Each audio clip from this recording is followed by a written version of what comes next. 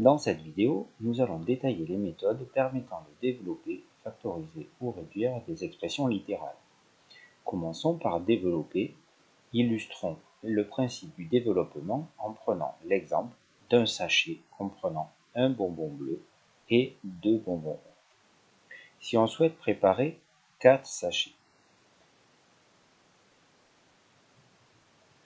il faut disposer de 4 fois un bonbon bleu et de 4 fois 2 bonbons rouges. Il faut donc 4 bonbons bleus et 8 bonbons rouges. Décrivons cette situation par une équation.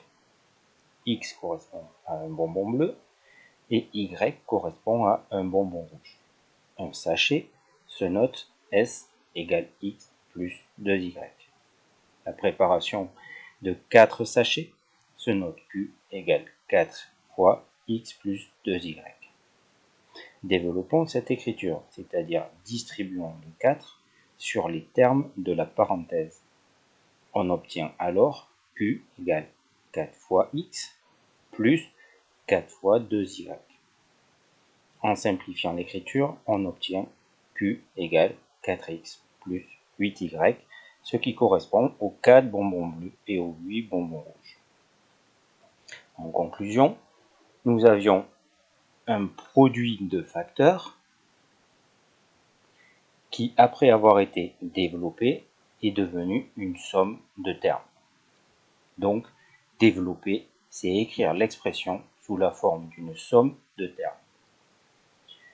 Traitons maintenant la factorisation. À l'opposé de développer, factoriser une expression littérale, ça consiste à écrire l'expression sous la forme d'un produit de facteurs. Prenons un exemple. B égale 6x plus 21, nous avons bien une somme de 2 termes. Commençons par écrire chacun de ces termes sous la forme d'un produit de facteurs. On voit alors que 3 apparaît dans les deux termes. C'est le facteur commun aux deux termes. Factoriser, ça consiste à réécrire cette égalité en notant le facteur commun devant une parenthèse dans laquelle nous allons écrire la somme des parties restantes de chaque terme. L'expression est alors écrite sous la forme d'un produit, une multiplication, de deux facteurs. Elle est donc bien factorisée.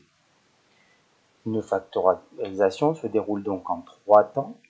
Tout d'abord, écrire chaque terme sous la forme d'un produit, puis repérer le facteur commun, puis écrire l'expression sous la forme factorisée, c'est-à-dire sous la forme d'un produit.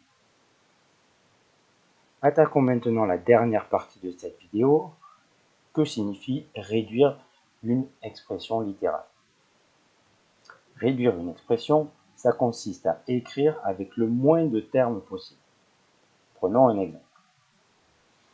Cette expression littérale contient 2 termes en X et 2 termes en Y. Ces 2 termes en X et ces 2 termes en Y peuvent être donc regroupés et simplifiés. On obtient ainsi une expression réduite.